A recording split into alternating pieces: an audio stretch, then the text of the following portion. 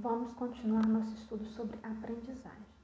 Pode-se dizer que a aprendizagem é um processo de informação que recebemos por meio de transmissão social em áreas específicas do cérebro, com finalidades. A não aprendizagem pode ser explicada de maneira muito geral por dois fatores, sendo o primeiro de ordem pedagógica, quando existe uma dificuldade estritamente ligada ao modo de ensino, isto é, com a forma como os conteúdos são apresentados à criança ou adolescente. E o segundo fator está ligado ao campo neurológico, no qual o não aprender está relacionado ao funcionamento cerebral propriamente dito. Os problemas de ordem biológica são relacionados à condição clínica do aluno, isto é, são problemas de ordem neurológica que justificam o atraso na aquisição de conteúdos escolares. Neste caso, o aluno apresentará dificuldades de aprendizagem, mas de caráter permanente, uma vez que é algo intrínseco do sujeito. Então, em ordem biológica, dificuldades de aprendizagem em caráter mais permanente, uma vez que é algo intrínseco do sujeito. Vale ressaltar que toda criança que troca as letras, vale ressaltar que nem todas as crianças que trocam as letras são disléxicas, pois o foco da alfabetização está na expressão escrita pautada na oralidade. Então, trocar tipos de letras traz tais como T, D, F, V, que são parecidas foneticamente, e juntar de formas aleatórias são ações normais no processo de alfabetizagem. Tudo bem no processo de alfabetização a criança trocar, não significa que são disléxicas.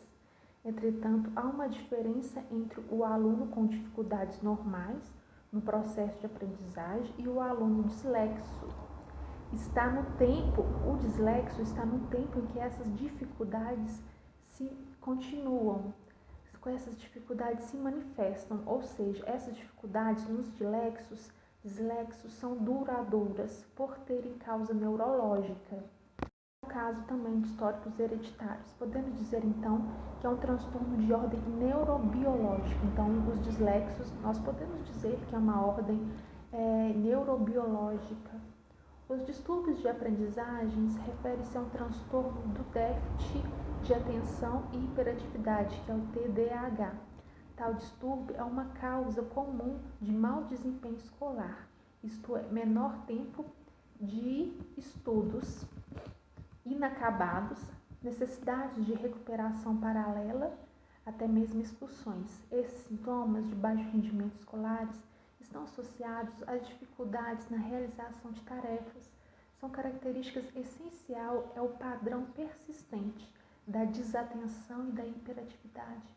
A dislexia é a dificuldade na área da leitura, escrita, soletração.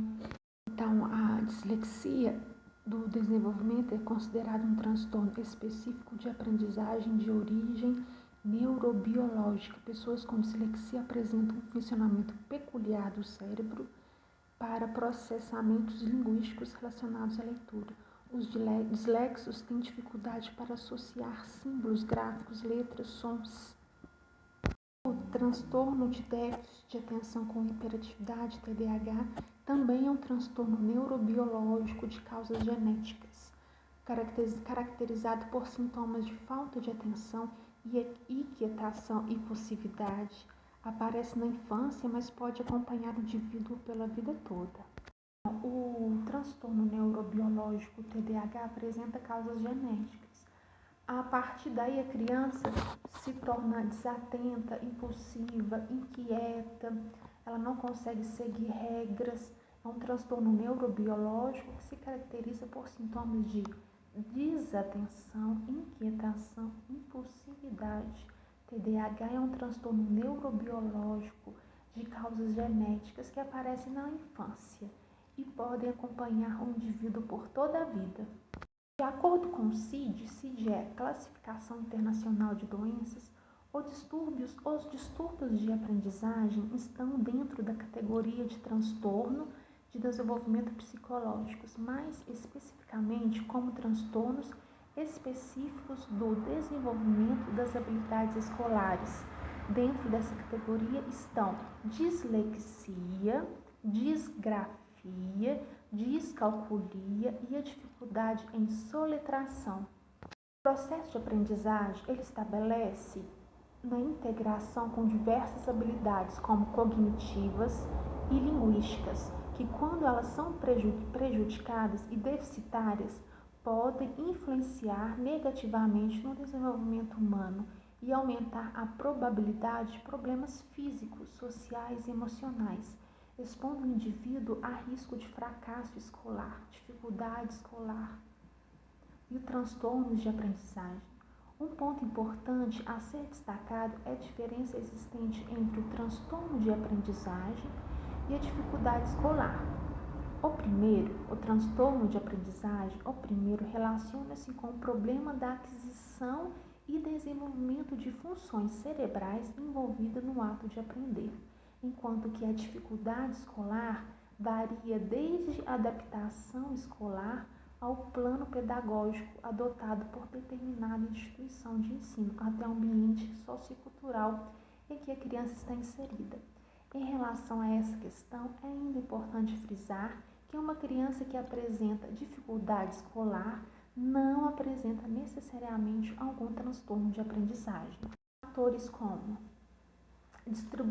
atribuídas a dano cerebral, hereditariedade, desequilíbrio bioquímico e fatores ambientais podem ocorrer o transtorno de aprendizagem. Em relação ao diagnóstico deste aluno, torna-se muito importante destacar que a avaliação ela deve ser realizada por uma equipe multiprofissional.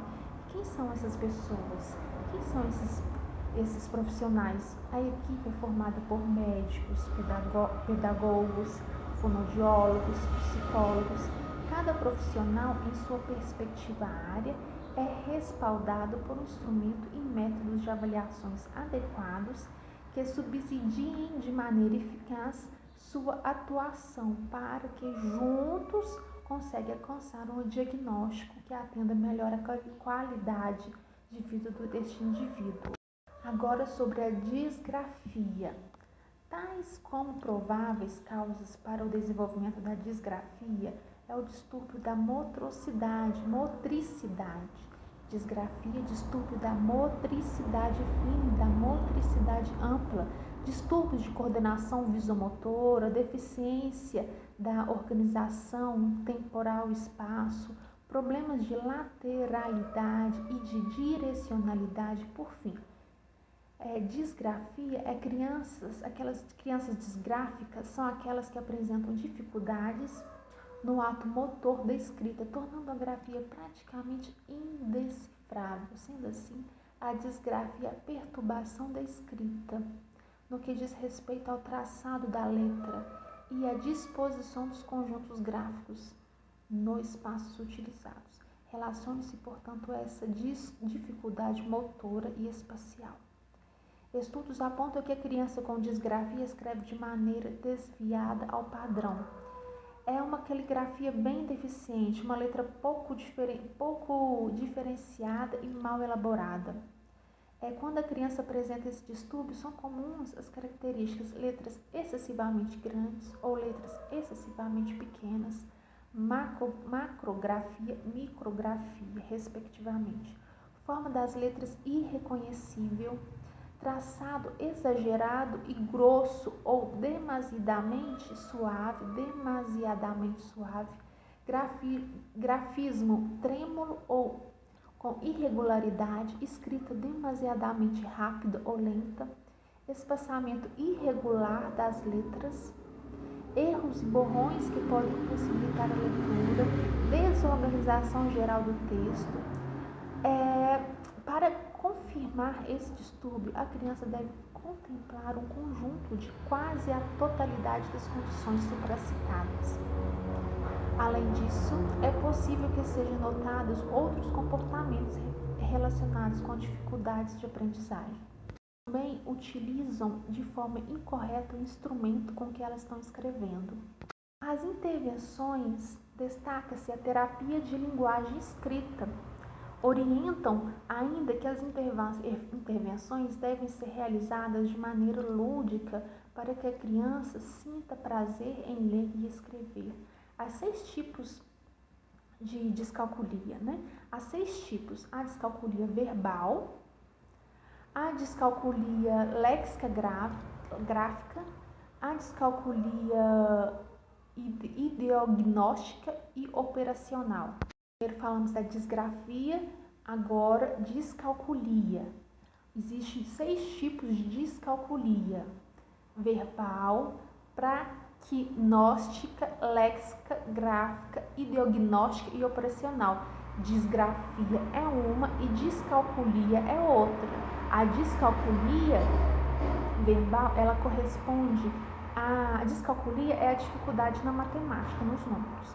Agora, a descalculia verbal, que é a descalculia dividida em 6, corresponde à dificuldade na nomeação de quantidades, números, termos e símbolos. A descalculia